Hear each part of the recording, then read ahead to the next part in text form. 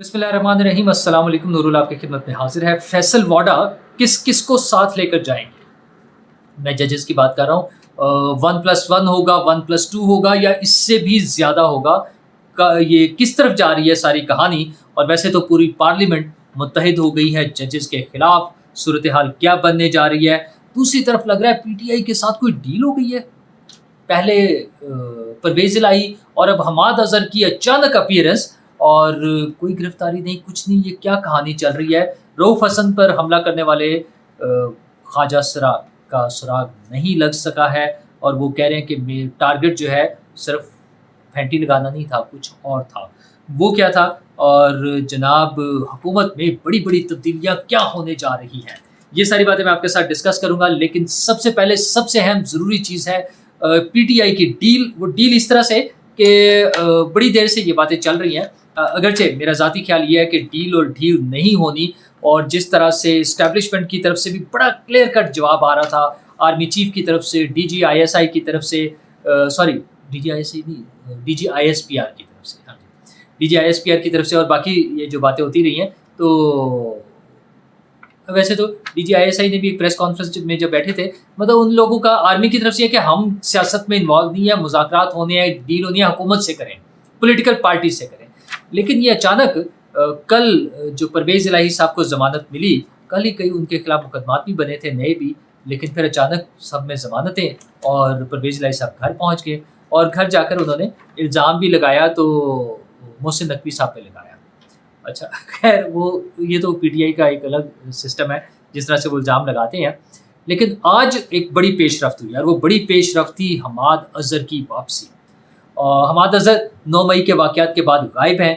ज़ाहिर है उस पे मुकदमात हैं और ये सारी चीज़ें, मामला चल रहे थे।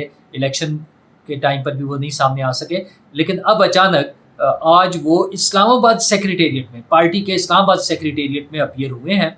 उन्होंने लोगों से बातचीत की है, वो रऊफ़ हसन से मिले हैं, और उन्होंने ये कहा है कि मुझे बानी तहरीक इंसाफ यानी इमरान खान साहब ने मैसेज दिया, मुझसे बात की कि आप आ जाओ, सामने आ जाओ, अब वक्त आ गया कि सामने आना चाहिए। और उन्होंने कहा और लोग भी आएंगे, और लोगों में वो मुराद सईद का भी नाम ले रहे हैं।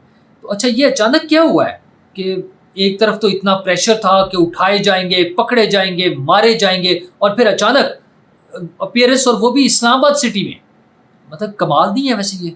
अच्छा, कोई उन्हें पकड़ नहीं सकता, ना पुलिस, ना कोई दीगर इदारे, एफआईए या जो जिन की भी जिम्मेदारी हो सकती थी, कोई उन्हें पकड़ने के लिए नहीं मौजूद। अच्छा, बाद में एक कार्रवाई हुई है कि पुलिस बाद में वहाँ पहुंची और पता चला वो निकल गए और वो पेशावर चले गए। वो ये अंडरस्टूड सी बात थी, उन्होंने कहा मैं पेशावर से जाकर ज़मानत लूँगा। लेकिन बगैर ज़मानत के लाहौर में और वो भी उसमें पेश होना, पीटीआई के सेक्रेटेरिएट में आना, मतलब कमाल की बात थी। और सब लोग देखते रहे, हमाद अज़हर साहब वहाँ पर आए और चले गए। अच्छा, अब इस हवाले से फिर बातें, वो डाउट्स क्रिएट होते हैं कि क्या कोई ऐसी बात हो रही है कि कहीं न कहीं कोई डील की बात हो रही है? कुछ लोगों का ख़्याल है कि नून लीग की हुकूमत अपने आप को नागुज़ीर समझने लग गई है। जिस तरह इमरान खान साहब समझते थे कि मेरे अलावा ऑप्शन ही कोई नहीं है, तो नून लीग भी अपने आप को नागुज़ीर समझने लगी है, और जब कोई नागुज़ीर बनने की कोशिश करे तो फिर मामला तब्दील हो जाते हैं। अच्छा, लेकिन खैर ये भी बड़ी इब्तदाई बातें हैं। आज की डेवलपमेंट ने जहाँ डाउट्स क्रिएट किए हैं, वहाँ हमें मार्जिन भी देना चाहिए कि इन लोगों ने बहरहाल सामने आना है, इन्होंने मुकदमात का सामना करना है, लोगों को ज़मानतें भी मिलनी हैं, कुछ लोगों को सज़ाएँ भी होनी हैं, ये सारी चीज़ें होंगी, ये कानून का हिस्सा है। तो उस सारे प्रोसेस से गुज़र के हम आगे चलेंगे। अब उस आगे चलने में वाक़ई कोई डील है या सिंपली कानूनी एक प्रोसेस है, तो मेरा ख़्याल है हम उसको भी फ़िलहाल मार्जिन दे सकते हैं। पीटीआई वालों के बाकी जो मामलात हैं, उनकी परेशानियाँ वो अपनी जगह कायम हैं।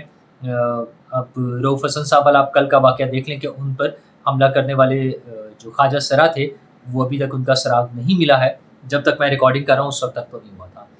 अच्छा, रऊफ़ हसन साहब का अब कहना ये है कि वो टारगेट जो है सिर्फ़ वो फैंटी-शैंटी लगाना नहीं था, बल्कि मेरी गर्दन टारगेट था। वो मेरी गर्दन पर मतलब वार करके अटेम्प्ट ऑफ मर्डर जो है, अटेम्प्ट टू मर्डर जो कह लें उसको, वो केस था।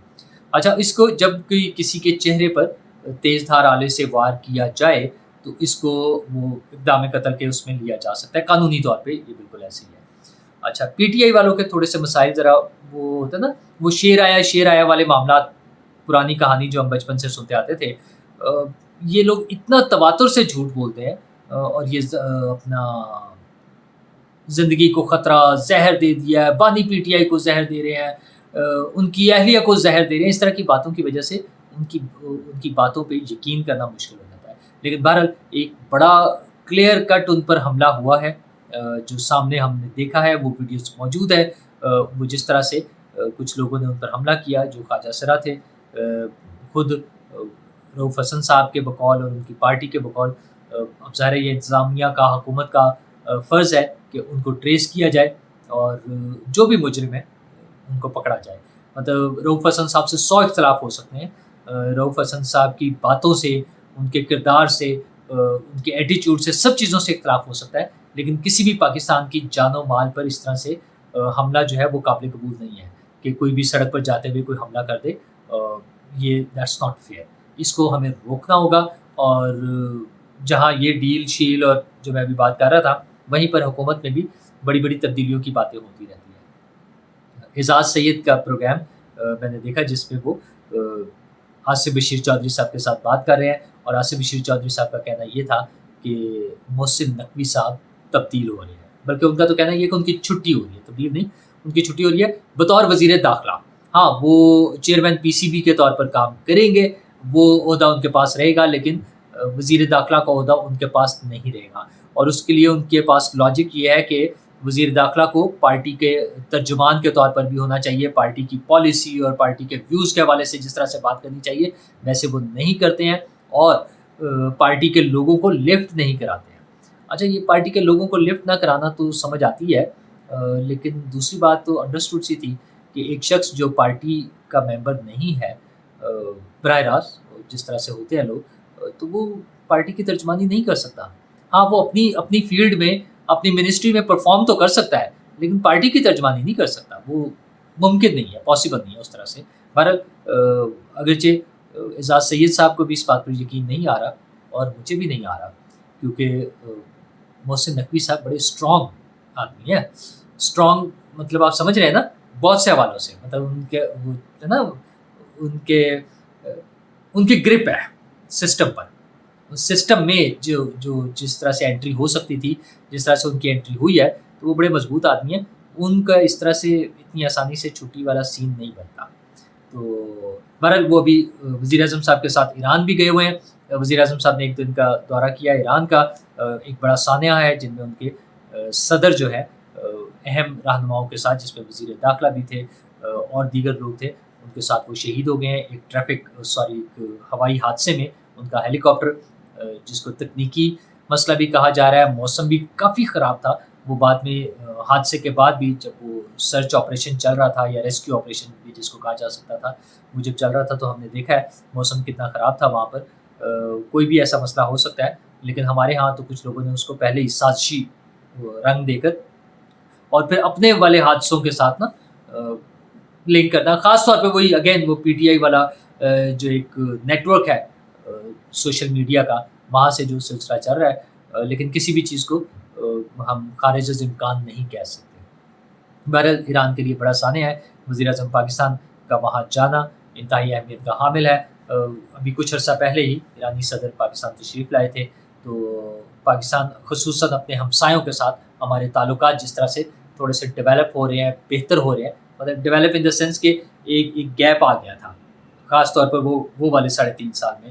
تو ان چیزوں کو کور کر کے ہم جس طرح سے آگے چل رہے ہیں، تو یہ بڑی اہمیت کا حامل ہے وزیر اعظم پاکستان کا یہ دورہ. باقی تمام چیزوں کے ساتھ ساتھ ایک بڑا اہم معاملہ ججز والا بھی ہے، اور وہ 6 ججز کے خط سے معاملہ شروع ہوا تھا، لیکن وہ باتیں آگے بڑھتی جا رہی ہیں. فیصل واڈا صاحب نے جس طرح سے سٹینڈ لیا ہے وہ بڑی اہمیت کا حامل ہے. وہ پہلے بھی ان کی باتیں، اور خصوصاً آج تو پارلیمنٹ میں سینٹ میں جس طرح سے انہوں نے تقریر کی ہے، انہوں نے بڑے آڑے ہاتھوں لیا، خصوصاً جسٹس اطہر من اللہ صاحب کو. اور اس پہ تو ان کا کہنا تھا کہ ہاؤ ڈیئر اے جج can question my integrity without any evidence. How dare, کہ وہ کس طرح سے کر سکتے ہیں میری انٹیگریٹی پہ شک. اور ان کا بڑا سخت موقف ہے کہ میری انٹیگریٹی پہ یہ شک کیوں کیا گیا مجھے، وہ جو کہا گیا نا کہ پراکسی کہا گیا ہے، اس پر وہ کر رہے ہیں اور اس کو وہ مس کنڈکٹ ڈکلیئر کر رہے ہیں اور وہ کہہ رہے ہیں کہ میں تو اس کو نہیں چھوڑوں۔ اچھا، اب مسئلہ یہ ہے کہ یہ شروع ہوا تھا جسٹس بابر ستار سے۔ انہوں نے بابر ستار صاحب کی نیشنلٹی کے حوالے سے کویشچن کیا تھا، اس پر بھی ان کے آبجیکشنس ہیں۔ وہ کہتے ہیں کہ پہلے مجھے بتایا گیا، رائٹنگ میں مجھے دیا گیا کہ وہ رپورٹڈ ہے، ان کی نیشنلٹی یا ان کا گرین کارڈ جو ہے وہ رپورٹڈ ہے، لیکن وہ رپورٹڈ نہیں تھا۔ جب انہوں نے مزید تفصیل مانگی تو بتایا گیا کہ وہ رپورٹڈ نہیں تھا۔ وہ اس بات کو بھی ٹروتھ فلنس کے اس پہ اینگل سے لے کے جا رہے ہیں اور اس پہ میرا خیال ہے وہی 62 63 وہ اس طرف لے کر جائے گا باتوں کو۔ کیا واقعی اسی طرح سے ہو سکتا ہے؟ آج انہوں نے ان دو کے ساتھ ساتھ تیسرے ایک جج صاحب کو بھی اس میں شامل کر لیا اور انہوں نے محسن اختر کیانی صاحب کے حوالے سے بات کی۔ وہ واڈا صاحب پارلیمنٹ میں کھڑے تھے سینٹ میں اور وہ کاغذ دکھا رہے تھے کہ یہ دیکھیں کہ یہ دو ججز نے سیشن ججز کی وہ بات کر رہے تھے کہ انہوں نے خط لکھا تھا کہ جسٹس محسن اختر کیانی صاحب ہمیں کیسے وہ ہراس کرتے ہیں یا کرتے تھے۔ تو وہ جس طرح کی باتیں فیصل واڈا صاحب اب کر رہے ہیں، یہ ساری باتیں مجھے لگ رہا ہے کہ وہ ایک جج نہیں، وہ بابر ستار سے شروع ہوئے تھے، اب وہ ان کے اس جو ان کا موقف ہے اس میں اس کی لپیٹ میں نہ صرف بابر ستار صاحب، اطہر من اللہ صاحب اور محسن اختر کیانی صاحب کو بھی وہ اسی میں لے آئے ہیں۔ اب ان چیزوں کا کیا نتیجہ نکلے گا چیف جسٹس صاحب کی واپسی کے بعد، اور کیا ان میں سے کچھ چیزیں کہیں جوڈیشل اس میں جائیں گی، آئی ڈونٹ نو کہ کیا کس طرف یہ باتیں آگے جائیں گی، لیکن بہرحال معاملات اچھے نہیں ہیں، یہ خراب ہونے کی طرف جا رہے ہیں۔ اور نہ صرف یہ بلکہ پارلیمنٹ میں تو عرفان صدیقی صاحب کا بھی جو ٹون تھی نا وہ بڑی ڈفرینٹ ہے۔ انہوں نے کہا، انہوں نے بھی اگین اطہر من اللہ صاحب کے حوالے سے بات کی کہ اطہر من اللہ صاحب نے ایک جگہ خطاب کرتے ہوئے کہا کہ ہم امام ابو حنیفہ کو رول آف ماڈل بنا کر یا ان کے اس پہ چلیں طریقہ کار کے مطابق۔ تو انہوں نے کہا امام ابو حنیفہ کہاں سے، آپ لوگ تو جسٹس کارنیلیس یا جسٹس بھگوان داس کو میچ نہیں کر سکتے، امام ابو حنیفہ کا تو بڑی دور کی بات ہے۔ تو انہوں نے کافی اس پہ جو ہے نا اسٹرکٹ ان کا بھی پوائنٹ آف ویو ہے۔ دوسرا یہ آ رہا ہے کہ جو خبریں آ رہی ہیں وہ یہ ہے کہ جب ان کی پیشی ہے 5 تاریخ کو پراپرلی ان کی پیشی ہے دونوں کی، جنہیں عدالت نے بلایا ہوا ہے، جس میں فیصل واڈا صاحب بھی ہیں اور مصطفیٰ کمال صاحب، اس موقع پر پارلیمنٹیرینز کی بھی، قومی اسمبلی کے ممبران اور سینٹ کے ممبران کی ایک بڑی تعداد شاید ان کے ساتھ جائے۔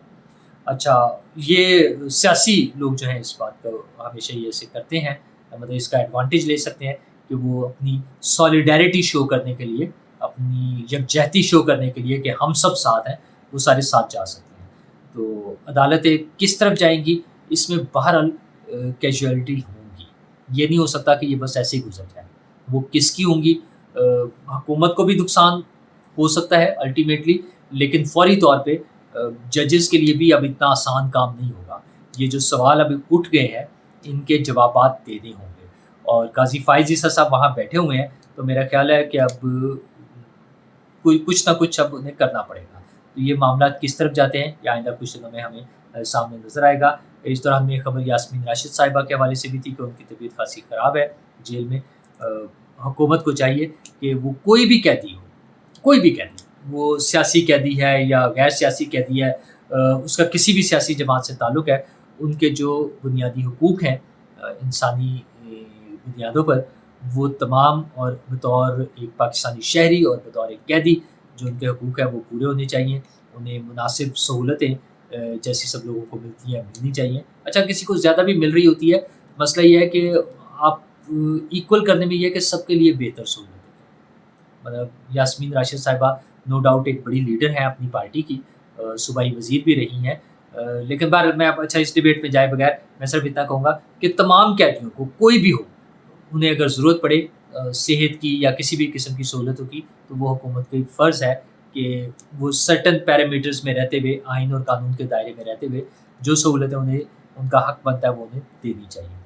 اور باقی بجلی کے حوالے سے وہ میں دیکھ رہا تھا ویس لغاری صاحب کا بیان، جو ڈاؤٹس تھے نیٹ میٹرنگ کے حوالے سے اور سولر پینلز کے حوالے سے اور سولر کنیکشنز کو ڈسکریج کرنے کے حوالے سے، انہوں نے اس کی تردید کیا۔ انہوں نے کہا بالکل ڈسکریج نہیں کر رہے، جیسے سسٹم چل رہا تھا ویسے ہی چلے گا۔ یہ جھوٹی افواہیں پھیلائی جا رہی ہیں، بد اعتمادی پھیلائی جا رہی ہے، بدامنی کی کوشش ہے، جو بھی کہہ لیں اس کو، تو لوگوں کو ہوپ رکھنی چاہیے، امید رکھنی چاہیے کہ اس طرح کا کوئی مسئلہ نہیں ہے۔ اصل میں ایک بڑی تعداد میں لوگ اب سولر سسٹم کی طرف آ رہے ہیں بجلی کی بڑھتی ہوئی قیمتوں کی وجہ سے، اور بہت اچھی بات ہے اگر لوگ اس میں اپنا بندوبست کر لیتے ہیں، تو حکومت کو بھی اس کو سپورٹ کرنا چاہیے۔